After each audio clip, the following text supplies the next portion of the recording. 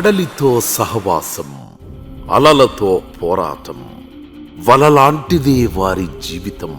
అందులో చేప పడితే సంతోషం, చిక్కకపోతే మళ్ళీ మళ్ళీ ప్రయత్నం. గంగమ్మ కాపాడుతుందనే నమ్మకం, ఆ ధైర్యంతో ఎంత దూరమైనా ప్రయాణం. ఏడాదిలో దాదాపు 10 నెలలు సముద్రంలోనే గడపడం, ఇదే మత్స్యకారుల జీవన విధానం.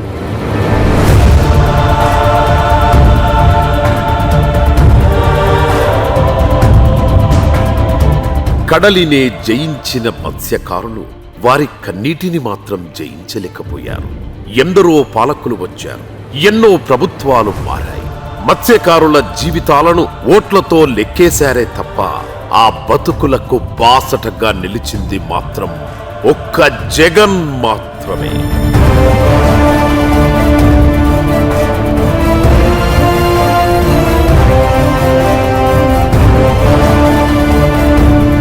మత్స్యకారుల వేదన ఆయన దగ్గర నుంచి చూశారు. జాలర్ల కష్టాలు చూసి చలించిపోయారు. వారికి నేనున్నానంటూ భరోసా ఇచ్చారు. ఆ ఆలోచనల్లోంచి వచ్చిందే ఫిషింగ్ హార్బర్. దేశమే కాదు, ప్రపంచమే ఏపీ వైపు చూసే స్థాయిలో ఫిషింగ్ హార్బర్ల నిర్మాణం చేపట్టింది అప్పటి జగన్ సర్కార్.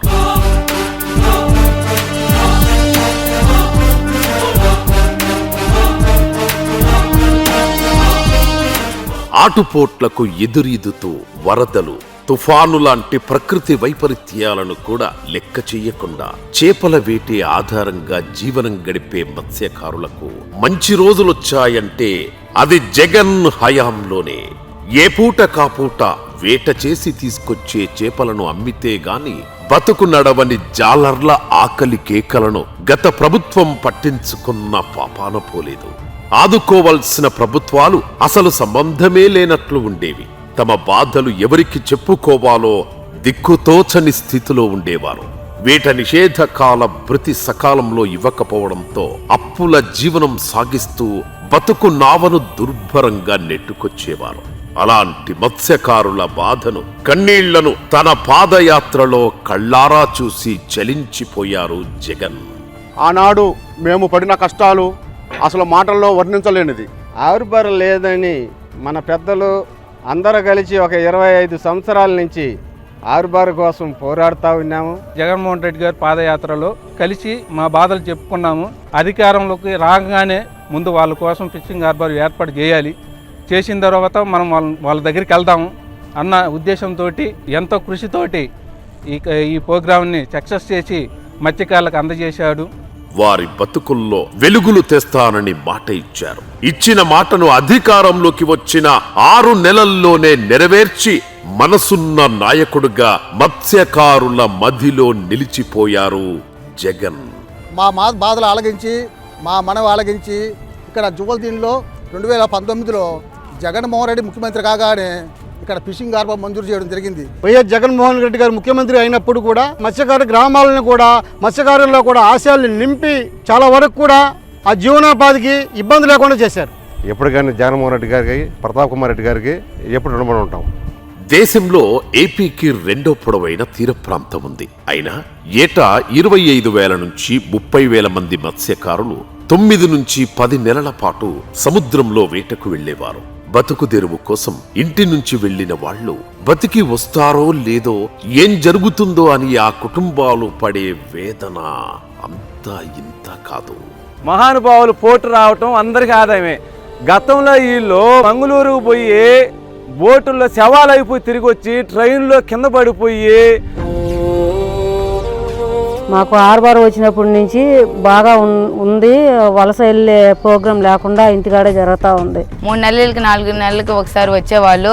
అలాంటిది ఇప్పుడు హార్బర్ పడడం వల్ల 10 రోజులకల్లా మా ఇంటికి వచ్చి ఉంటున్నారు. అది మాకు ఎంతో సంతోషంగా ఉంది.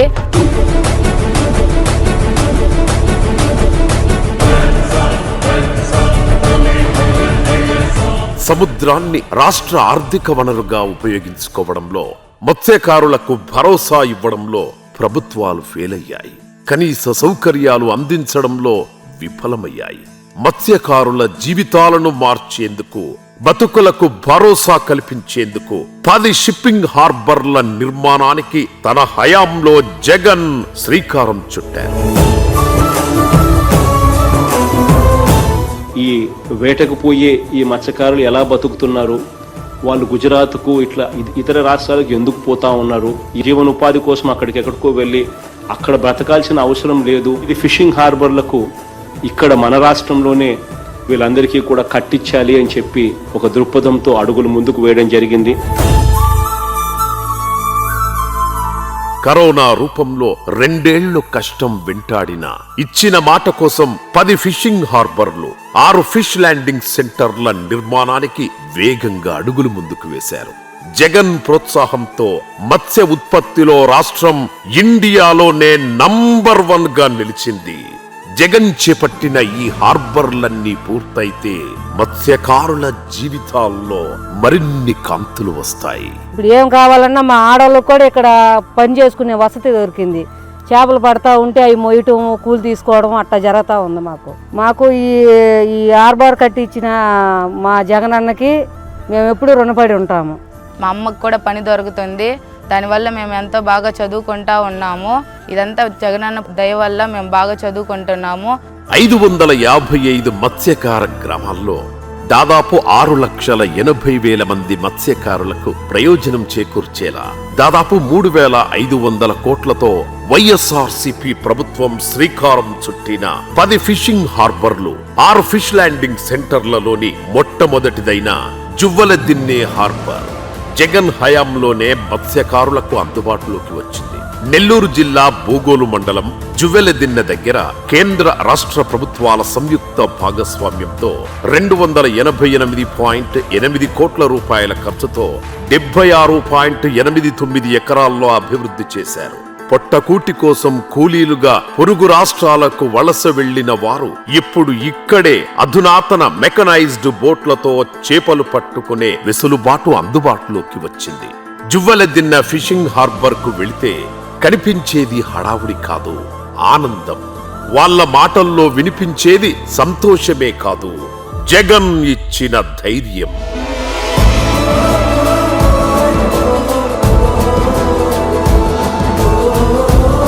ఒక్క జువ్వెలదిన్నె ప్రాజెక్టుతోనే 25,000 మత్స్యకార కుటుంబాలు ప్రయోజనం పొందుతున్నాయి.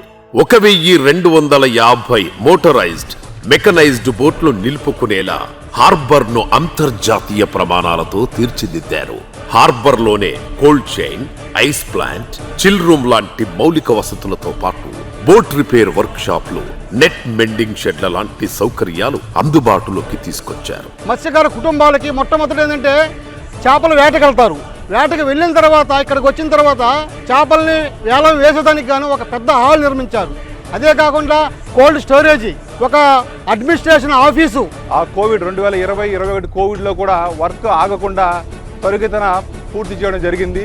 మా అందరికి మత్స్యకారులందరికీ కూడా ఆయన గిఫ్ట్గా మాకు ఈ జువ్వలదిన్నె ఫిషింగ్ హార్బర్ అందించారు.